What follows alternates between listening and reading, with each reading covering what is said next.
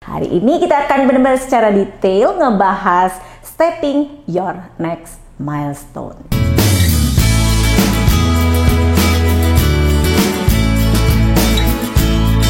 Ya, coba saya terjemahkan sedikit bahwa milestone adalah turning point di dalam kehidupan kita atau di dalam karirnya kita. Sementara stepping stone, stepping kita bertahap, kita pastikan bahwa ada advantage positioning. Itu yang akan membuat achievement ya di ke depan. Jadi kita pasti itu akan melanjutkan daripada keinginan kita tercapai gitu kan. Itu adalah stepping stone. Nah, itu yang akan kita bahas, stepping stone, sehingga kita akan punya milestone berikutnya. Pastikan akan mau lari kemana. Larinya hanya di lantai 1 atau sudah siapkan larinya sampai ke lantai 10. Nah, setiap lantai tadi disampaikan bahwa aku pun harus prepare. Lihat secara internal dan eksternal. Apakah ya kan tantangannya itu ada di internal atau di eksternal? Dari diriku sendiri yang males atau memang ada suara-suara dari eksternal yang mengganggu diri saya gitu. Nah, itu juga harus dipertimbangkan. Yang tadi dibilang apakah ada ranjaunya, apakah tangganya belok-belok, itu penting banget. Jadi setelah kita setting goals-nya kita, tahu tantangannya apa gitu ya kan, tantangan internal dan eksternal, terus kita tahu kan peluangnya gimana, bener gak? Nah, itu yang membuat kita akhirnya setelah itu semua kita siapkan dengan senjata-senjata kita. Jangan sampai kita siapin senjatanya adalah misalnya bambu runcing, ternyata nggak perlu gitu loh, kan nggak lucu. Sekarang kan senjatanya buku misalnya, kan itu jadi beda. Nah, itu yang mesti kita siapin teman-teman. Nah, kemudian setelah kita siapin goal setting, nggak bisa cuma jadi wacana. Harusnya adalah action. Nah, itu kita getting start. Jadi istilahnya kalau di racing kita harus mulai start. Nah, start inilah yang tantangannya berat banget. Kenapa? Segala sesuatu tuh memulainya susah banget. Pastikan tantangan-tantangannya kita benar-benar siapin, teguhkan hati, aku akan mulai. Jangan pikirin salah, jangan pikirin benar, tetapi do it. Nah, terus kemudian kita harus gaining momentum pada saat kita action. Kan kita merasa, aduh kok gagal sih, kalimat itu harus diganti. Wah, ini tantangan baru untuk melakukan perbaikan. Nah, gagal dengan tantangan baru beda ya. Jadi kata-kata kita pun harus mendukung kita. Agar apa? Jangan terhenti. Kalau terhenti kan ulang lagi dong dari nomor 1, goal setting lagi, action lagi, betul nggak? Sehingga kita yang ketiga adalah gaining momentum.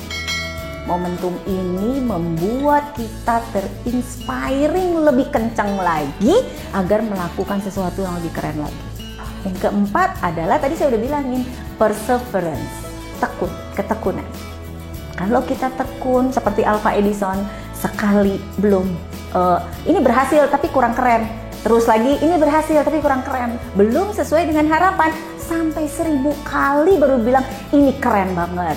Kita bisa lakukan, maka kita siapkan goal settingnya, siapkan tantangannya apa aja, terutama adalah internal dan eksternal. Jangan sampai kata-kata teman-teman kita membuat kita jadi runtuh, atau dari hati nggak ada yang support, runtuh juga gitu ya. Nah, jadi pastikan kita agak sedikit cuek untuk tujuannya kita, gitu. Fokus, maka mulai start, ayo start. Dari anak kecil yang naik sepeda jatuh, pakai roda 4 tetap nggak percaya diri gitu, jatuh lagi nggak apa-apa, jalani. Ingat di 2 sesi terakhir kita cari community ya, supaya kita kuat. Ya, temukan komunitasnya ya. Kita bisa menyontek di zaman sekolah, menyontek ada sesuatu yang nggak pas gitu ya. Kalau di dalam pekerjaan atau bisnis, mencontek yang sukses adalah lebih mudah dan Anda modifikasi gitu. Nah, itu kan yang membuat kita makin kuat karena kita berada di komunitas yang sama, yang mereka juga cerita pengalaman jatuh dan bangunnya mereka. Jadi memang akan selalu positif, itu adalah butuh juga lingkungan yang mendukung kita. Sampai suatu ketika kita membutuhkan di sesi yang fokus with your strength adalah butuh giving hard feedback.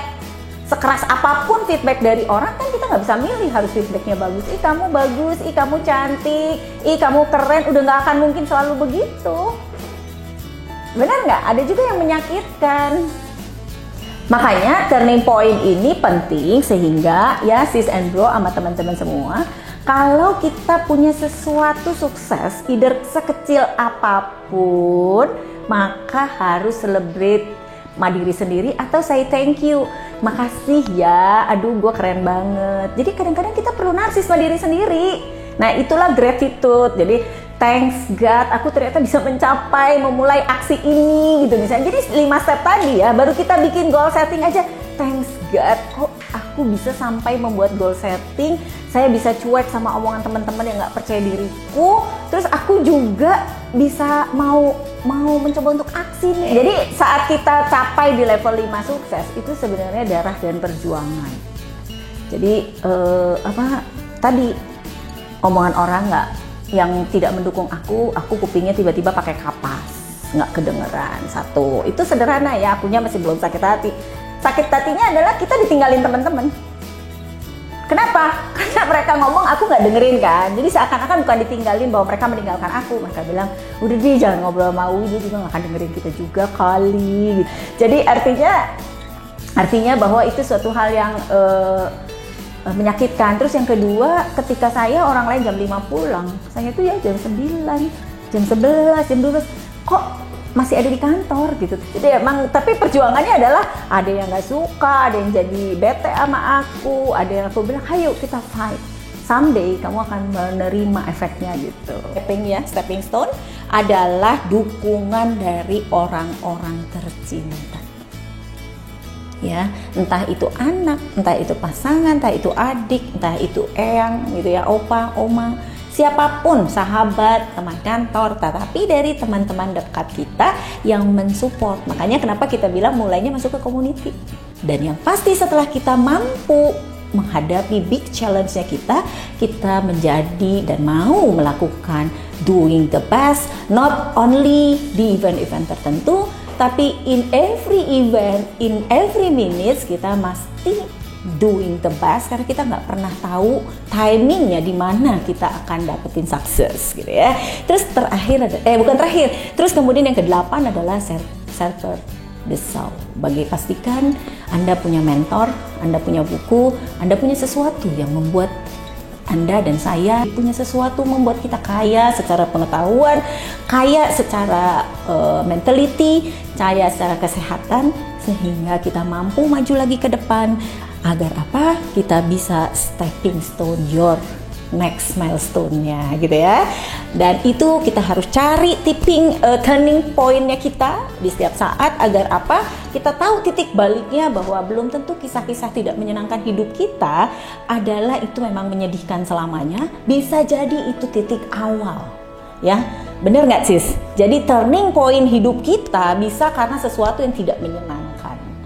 Dan yang terakhir, pastilah lakukanlah terima kasih dan say thank you dan bersyukur. Terima kasih kepada siapapun yang telah membantu kita menjadi atau menjalani kesusahan dan perjalanan hidup yang menarik sampai kita punya turning point. Dan juga kita bersyukur pada Tuhan Yang Maha Esa.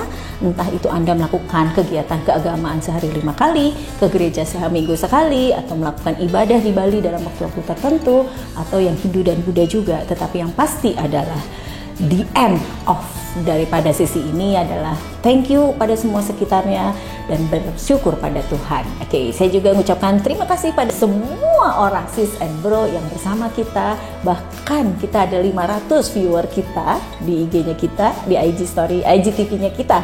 Jadi sayang thank you all, itu menarik sekali dan berbagi hal baik itu menyenangkan.